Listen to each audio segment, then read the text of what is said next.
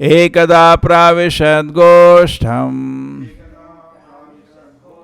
सुरदुलो निशिवर्षति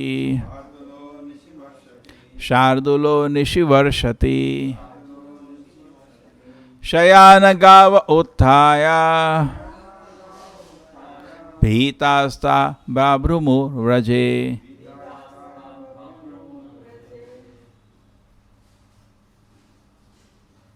Once at night, while it was raining, a tiger entered the land of the cowshed. Upon seeing the tiger, all the cows who were lying down got up in fear and scattered here and there on the land.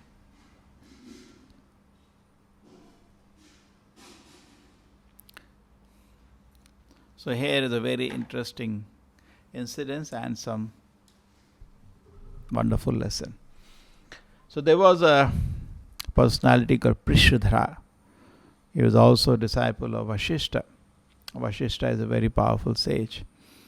And his service was to take care of the cows. Goraksha is part of the Vedic culture. Even though cow is worshipped, but it is so interesting that it has so many benefits for the human society.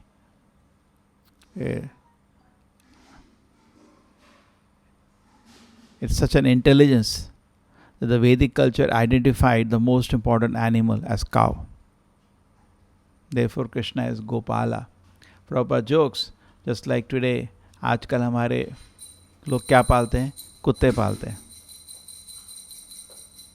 पहले वैदिक culture में लोग गाय पालते थे, ज़्यादा बुद्धिमान थे. और इतने फायदे हैं गाय के. गाय का दूध मिलता है जो शरीर के लिए बहुत अच्छा खाना है. प्रॉपर जी बोलते थे मैजिक फूड है, मैजिक फूड. उसका फ़ायदा इतना है कि उसको मैजिक बोला जाता है. दूध से आपका घी भी बनता है जिससे आप यज्ञ कर सकते हैं. आपको फ़ायदा ही फ़ायदा है. और ऊपर से गाय का इवन इतना ये जानवर इतना शुभ है कि इसका काउ यूरिन से बहुत तरह की बीमारी सॉल्व हो जाती है. आयुर्वेद में काउ यूरिन को बहुत इम्पॉर्टेंट माना गया है और टेस्ट भी हो चुका है. और फिर काउ डंग वो भी बहुत फ़ायदे का है, बिकॉज आप किसी भी जानवर का जो स्टूल बहुत वेस्ट है. ये हम ही नहीं बोल रहे, बड़े बड़े साइंटिस्ट ही बोलते हैं कि अभी दुनिया को बचाएगा बुलशिट. मतलब काउ डंग, इसी से दुनिया बचेगी. बिकॉज ये जो केमिकल फर्टिलाइजर से खाना बनाया है ये जहर है. ये समझ रहा है लोगों को, इसलिए ऑर्गेनिक खाना जो बहुत महंगा मिलता है लोग तब भी खरीदते हैं. क्यों खरीद रहे हैं? उसको वैल्यू है. लेकिन काउ डंग बहुत ज़रूरी है आपको ऑर्गेनिक फार्मिंग के लिए. और काउ डंग से कंपोस्ट बनता है जिसको आप यूज़ कर सकते हैं फार्मिंग के लिए. फर्टिलाइज़र की कोई ज़रूरत नहीं है आपको. और इससे आपको जो खाना बनता है वो आपके लिए, जो सब्जी आप खाना उगाते हैं, आपके लिए सेहत के लिए बहुत अच्छा है. तो ये देखिए क्या एक मतलब बुद्धि सोचिए. सिमिलरली तुलसी को भी पूजा करा जाता है. उसके तो बहुत हैं आध्यात्मिक रीज़न, तुलसी के बहुत है. भगवान का महान भक्त है. लेकिन तुलसी के भी मेडिसिनल वैल्यू इतनी ज़्यादा है कि कल ही मैं पढ़ रहा था कि कितने उसमें से 40 पूरा जीनोम तुलसी का ब्रेकडाउन किया गया अभी रिसेंटली. दे टुक श्याम तुलसी और उसका पूरा जीनोम ब्रेकडाउन करके देखा कि it is so useful this plant. And it has the power to even cure cancer. They are saying, the doctor, this is magical. Surprising ये होता है कि इन लोगों के पास तो ऐसा टेक्नोलॉजी था नहीं भाई. दे have वेद को फॉलो किया. वेद ने बोला है गाय को रखो, लोग गाय को रखे, कुत्ते को नहीं. वेद ने बोला है तुलसी को पॉइंट आउट किया. अब लाखों पेड़ हैं, तुलसी को पॉइंट, इसको आप ध्यान दो. तो इसका आध्यात्मिक गाय का सेवा और तुलसी का सेवा आपको बहुत तरह से बेनिफिट देता है, आध्यात्मिक रूप में भी गौ सेवा. लेकिन उसको छोड़ो, उसका भौतिक बेनिफिट भी इतना है कि समाज में कोई भी घर हो पहले ज़रूर तुलसी उसके घर में उगाई जाएगी. बिकॉज भगवान कोई भी भोग तुलसी के बिना आप नहीं लगा सकते. तो ऑटोमेटिकली सब आदमी तुलसी खा रहा है. तो एक तो आध्यात्मिक फल मिल रहा है, भगवान को तुलसी देने से भगवान खुश हो जाते हैं. भगवान का महान भक्त है. लेकिन आप उसको ग्रहण करेंगे, स्वीकार करेंगे और तुलसी से आपकी बीमारियां नष्ट हो जाएंगी। तो देखिए कितना बुद्धिमान एक समाज था। तो उस समय में गौ हत्या को बहुत बड़ा पाप समझा जाता था। अभी तो लोग इस चीज़ को समझते नहीं हैं, लोग उसको खाने के रूप में देखते हैं। खाने के लिए बहुत कुछ है, उसको क्यों खाना चाहते हो? अगर कोई मांसाहारी आदमी भी था वैदिक कल्चर में, वो गाय को नहीं छूता था, वो बछड़ा ये सब, लेकिन गाय को नहीं छुएगा कोई भी। प्रभुपाद जी बोलते थे गाय की हत्या करना मतलब समाज को नष्ट करना। जितने बाल गाय के शरीर में हैं उतने जन्म आपको नरक में तड़पना पड़ता है। तो मूर्ख ही गाय की हत्या करेगा।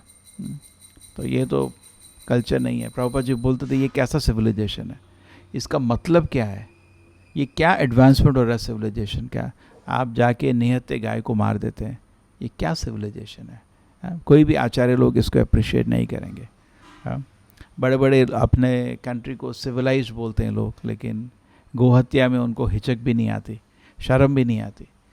पहले तो चलो एक आदमी ऐसा, अभी तो मैकेनाइज्ड स्लॉटर हाउस, मैकेनाइज्ड मतलब बड़े बड़े फार्म्स होते हैं जहाँ लाखों करोड़ों गाय को जैसे सब्जी की तरह पाला जाता है, और फिर उनको मैकेनाइज वेरी इंडस्ट्रियल स्केल में उनको लाखों करोड़ों को मारा जाता है। आपको मालूम है?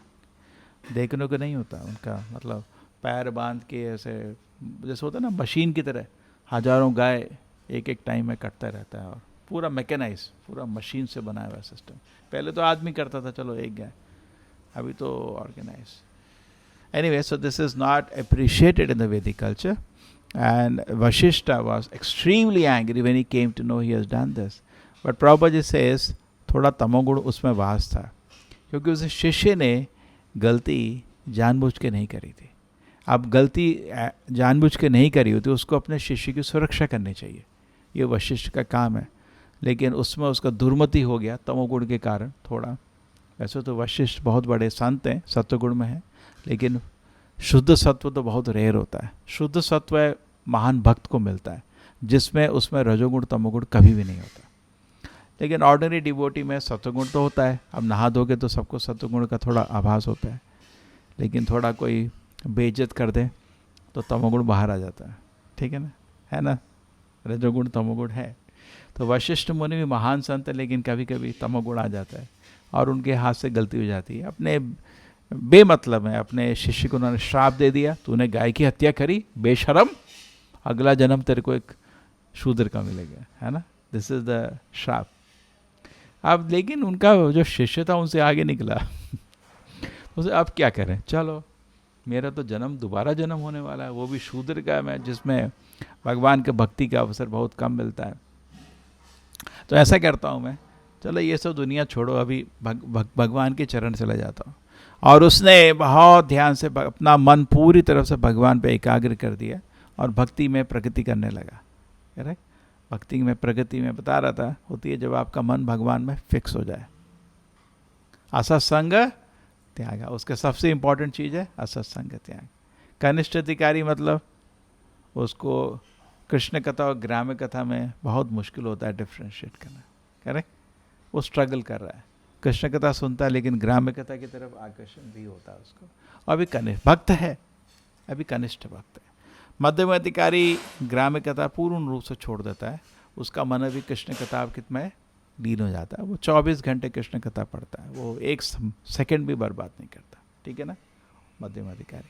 उत्तम अधिकारी को अभी साधना नहीं रही, कृष्ण प्रेम दिल में आ गया, वो तो सोच ही नहीं सकता, बेमतलब की चीज़ें तो सोच भी नहीं, उसको तो मन में कृष्ण का सेवा का आनंद भर गया है ना? उसको माया छू भी नहीं सकती। तो ये 3 स्थिति हैं। अभी सोचो तो उसने अपने मन को उत्तम अधिकारी पहुंचने का लक्ष्य बना दिया और पूरी तरह से भगवान की तरफ फोकस करा। तो प्रभुपाद जी बोलते हैं यही कृष्ण भक्ति है। हमारा मन इधर बिखरा है, उधर बिखरा है, इधर बिखरा है, उसको आप कृष्ण के चरण में ला दो, वो शुद्ध भक्ति है। करेक्ट? शुद्ध भक्ति मतलब अपने मन को, कृष्ण बुक में प्रभुपाद जी समझाते हैं प्रीफेस में, अपने मन को इधर उधर से खींच खाच के कृष्ण के चरण में डाल दो, उसको शुद्ध भक्ति बोलते हैं। करेक्ट? भक्ति का मतलब क्या सोचते हैं आप जब भक्त को देखते हैं? उसका मन कृष्ण के ऊपर एकाग्र है। लेकिन मन एकाग्र करना आसान नहीं है, तपस्या करना पड़ता है, शुद्ध करना पड़ता है। करेक्ट? जब तक मन शुद्ध नहीं होगा, पवित्र नहीं होगा, भगवान के ऊपर फिक्स नहीं कर पाएगा। भोग ऐश्वर्य प्रसक्ता नाम तया अपहृत चेतसाम व्यवसायत्मिक बुद्धि समाधौ न विधीयते। समाधि नहीं हो पाएगी जब तक हमारा मन भोग ऐश्वर्य से विचलित रहेगा। करेक्ट? ये तो शास्त्र का ज्ञान है। तो यही हमारा भक्ति का मार्ग है। भक्ति के में जितने भी स्टेप्स हैं, always remember Krishna, never forget Krishna, मतलब हमारा मन कृष्ण पे एकाग्र रहना। जो उसने अपना मन एकाग्र कर दिया और भक्ति में प्रगति करने लग गया। अभी प्रभुपाद जी तात्पर्य में एक बहुत इंपॉर्टेंट श्लोक कोट कर रहे हैं। यस्त्र इंद्र गोपमथवेंद्र अहो सकर्मा बंधानुरूप फल भाजन मातन होते कर्माणि निर्दहति किंतु ज भक्ति भाजम गोविंदमादि पुरुषम तमहम भजामि। बहुत फेमस श्लोक है। मैं इसका तात्पर्य देख रहा था, बक्संद प्रभुपाद जी के, बहुत सुंदर तात्पर्य है इसका। यस्त्र इंद्र गोपम अथवेंद्र अहो सकर्मा। देखो सब लोग अपने कर्म के अनुसार, श्री श्री राधा गोविंद की, तो सब लोग अपने कर्म के अनुसार फंसे रहते हैं। सब लोग, इंद्र ले लो, एक छोटा कीड़ा इंद्रगोप ले लो, सब अपने कर्म के अनुसार फंसे हुए हैं। ठीक है ना? ये तो सत्य है।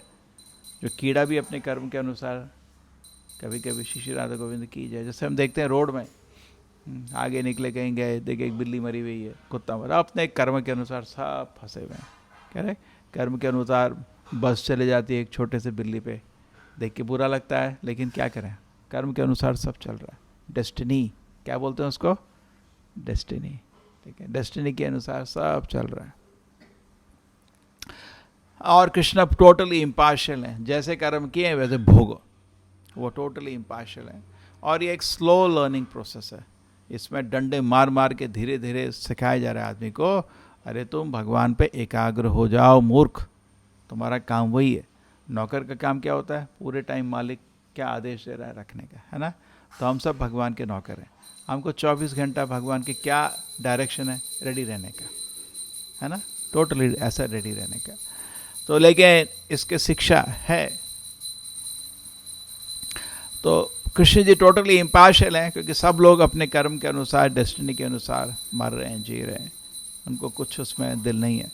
जैसा जज, अब जज का भी अपना दिल नहीं लगाता है। क्या किया इसने? जब मर्डर किया है, हाँ इसको फांसी लगा दो। जज ना तो रोता है ना हंसता है। अरे इसने क्या किया? इसको बेमतलब में इसने बदनाम किया, ठीक है 2 करोड़ रुपए दे, तो उसको मानहानि क्या होता है ना, मानहानि क्या, उसको दे, तो ना उसको क्यों बेइज्जती किया। तो ऐसा करके जज, ना तो जज हंसता है ना रोता है। तो इस सिमिलरली परमात्मा के सैंक्शन के बिना कुछ नहीं होता। कर्म भी आपको परमात्मा के सैंक्शन के बिना नहीं मिल सकते। लोग बहुत कुछ सोचते हैं, मैं ऐसा किया, मेरा ऐसा क्यों नहीं हुआ, मैं ऐसा, वो बुरा किया, उसका बुरा क्यों नहीं। ये सब छोड़ो, कृष्णा का सैंक्शन है। आप कितना भी अच्छा किया, कृष्ण के सैंक्शन के बिना आपको कुछ नहीं मिलेगा। ठीक है, उनका डिसीजन है। ठीक है ना? आप समझ रहे हैं? कुछ लोग बोलते हैं मैं अच्छा किया तो अच्छा होने का, फोर्स नहीं कर सकते। भगवान नहीं दे तो तुम कुछ नहीं कर सकते। आप समझ रहे? भगवान, आपने अच्छा किया, पुण्य है, लेकिन भगवान चाहें तो तब भी आपको पुण्य का फल नहीं दे सकते। उनको फोर्स नहीं हो सकता। पुण्य का फल उनके हाथ में देने का, हो सकता है ना दें। उसको बोलते हैं कर्म मीमांसा थ्योरी, जैमिनी की। उसमें है मैंने अच्छा किया तो अच्छा होगा, बुरा किया तो बुरा होगा। भगवान से क्या लेना मेरे को?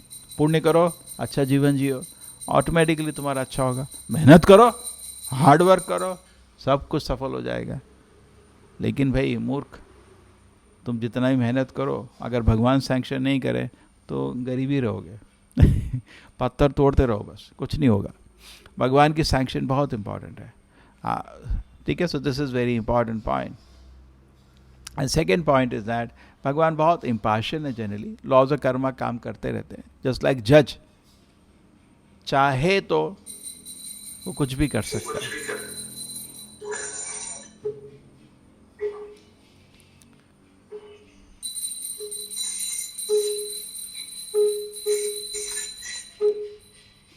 ठीक है, सो जज if he wants he can do. So similarly Krishna, जब भक्त इन्वॉल्व होते हैं, प्रभुपाद जी बहुत अच्छे शब्द में बोलते हैं, एक्चुअली कृष्णा तो टोटली इम्पार्शियल है, कभी किसी को फेवर नहीं करते, सबके लिए बराबर रहते हैं। लेकिन जैसे ही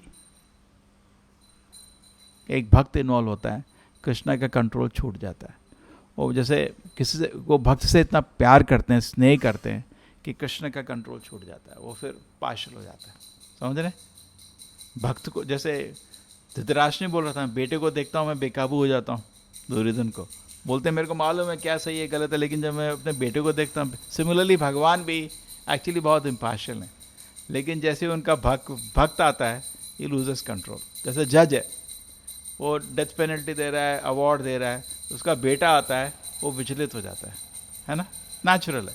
तो similarly proper says it is natural, it is not partiality. ये डिस्कशन बहुत बारी भागवतम हुआ है, बहुत बारी।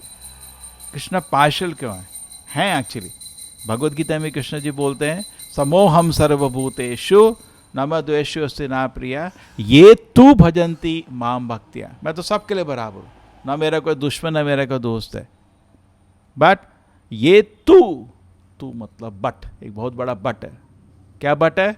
भजंती माम भक्तिया, जो मेरे को प्रेम से भजन कर रहा है। मैं तेषु चापि हम, मैं उसी के दिल में हूँ, वो मेरे दिल में है, और मैं फिर कंट्रोल छूट जाता है मेरा। सो दैट इज प्रॉपर से नेचुरल। एक बारी बहुत अच्छा एग्जाम्पल है, एक राजा का डिस्कशन चल रहा था इसी चीज पे अपने मंत्री से। तो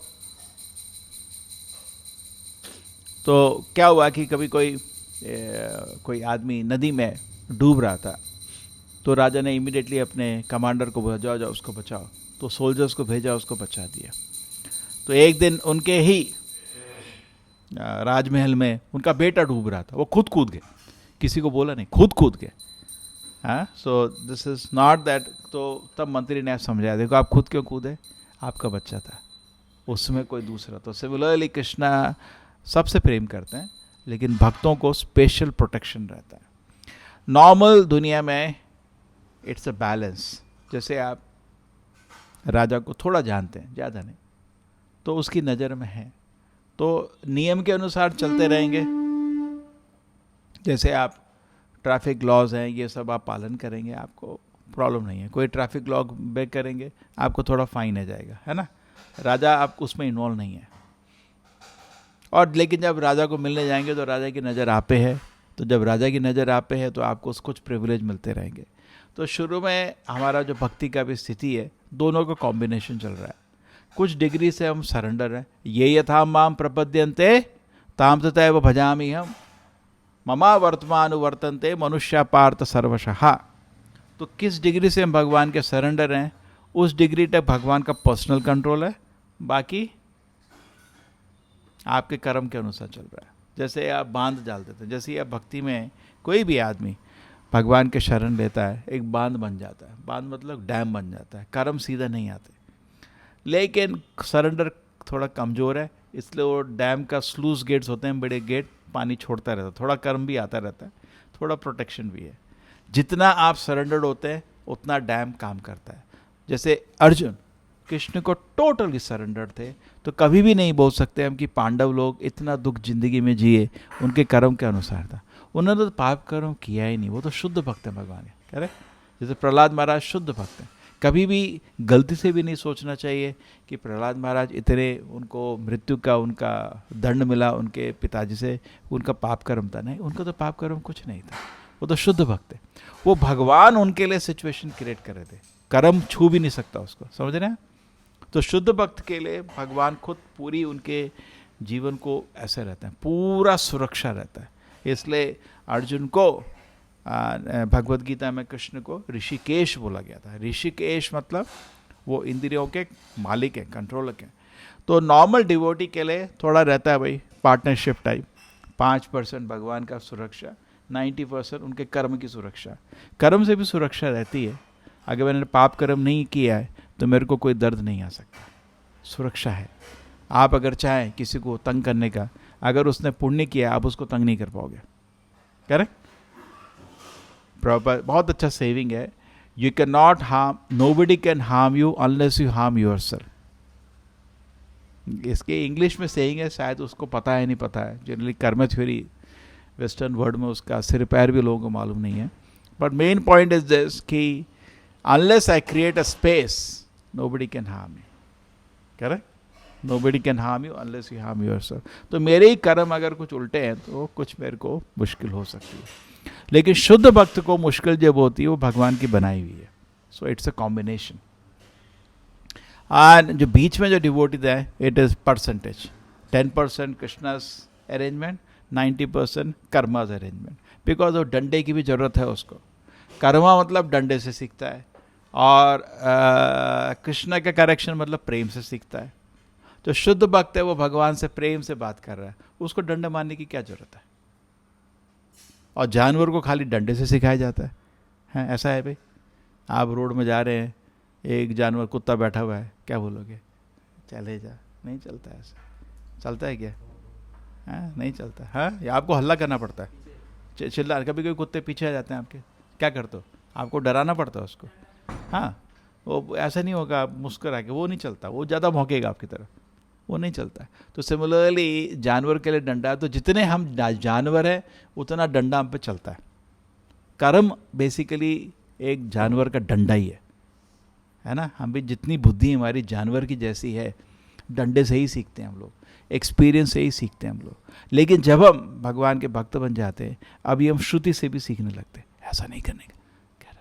तो उस आदमी को आपको डांटने की या उस आदमी को आपको डंडा मारने की कोई ज़रूरत नहीं है। करेक्ट। जो आदमी पहले शास्त्र से सिखाया जाता है, भाई देखो ये सब तो काम ठीक नहीं है, क्यों कर रहे हो ऐसा काम, एक बार ही अवसर देना चाहिए। लेकिन आप नहीं सीख सकता तो फिर आप डंडा निकालते हो। राजा का भी काम यही होता है, पहले वो शास्त्र से सिखाता है, फिर वो शस्त्र से सिखाता है ना। शास्त्र के बाद शस्त्र आता है। तो वशिष्ठ मुनि को भी थोड़ा समझना था, पहले ही शस्त्र निकाल दिया, जरूरत नहीं थी। वो तो इतना बड़ा भक्त था, देखो बेमतलब में उसको श्राप दिया। लेकिन भक्त की सुरक्षा हमेशा रहती है, उस श्राप का कोई एक्ट नहीं आ पाया। यस्त्र इंद्र गोपम अथवेंद्र अहोस कर्मा, सब लोग अपने कर्म के अनुसार डंडे से ही सीख रहे। इंद्र हो या एक छोटा कीड़ा इंद्र गोप हो, बंधान रूप फलभाजन मातुन होती, या अपने कर्म भोग रहे हैं। कर्मानि निर्दहति किंतु जब भक्ति भाजम, लेकिन कृष्ण जी बहुत अद्भुत हैं, ये उनकी बहुत अद्भुत नेचर है, ये उनका बहुत ही wonderful nature. Bhaktivinoda Prabhupada says it is his very wonderful nature that is very partial to the devotees. When he sees devotees involved, he burns, पूरा पाड़ के फेंक दिया। जो होता था ना, आपके अगेंस्ट FIR लॉन्च किया है, माया ने FIR लॉन्च किया कि इसने गाय मार दी, तो वशिष्ठ मुनि ने श्राप भी दे दिया उसके अनुसार। तो फाइल कृष्ण के पास गई, तो कृष्ण को तो उसको दंड देना था, लेकिन देखा भक्त है, पूरा फाइल ही फाड़ के फेंक दी, छुट्टी जा, वैकुंठ जाता। करेक्ट। ये कृष्ण कर देते हैं, उनके ये उनका अद्भुत है। That is a wonderful nature of Krishna, that when he sees a devotee. Bhagavad Gita में कृष्ण ने इसका प्रॉमिस किया है। क्या प्रॉमिस है? सर्वधर्मान परित्यज्य मामेकम शरणम व्रज अहम त्वाम सर्व पापेभ्यो मोक्षयिष्यामि मा शुचा। तुम मेरी शरण ले लो, मैं तुम्हारे सारे पाप को नष्ट कर दूंगा। तो ने प्रॉमिस किया है नहीं प्रॉमिस? अहम त्वाम सर्व पापेभ्यो मोक्षयिष्यामि मा शुचा, किया ना भी, उसको सारे पाप कर्म से मुक्त कर दिया। श्रील प्रभुपाद की श्रीमद्। ಹರೇ ಕೃಷ್ಣ. ಜೀವನದಲ್ಲಿ ಹಲವು ಬಾರಿ ನಾವು ಗೊಂದಲಕ್ಕೀಡಾಗುತ್ತೇವೆ, ಏನು ಮಾಡಲು ತೋಚದಂತಹ ಪರಿಸ್ಥಿತಿ ನಿರ್ಮಾಣವಾಗುತ್ತದೆ.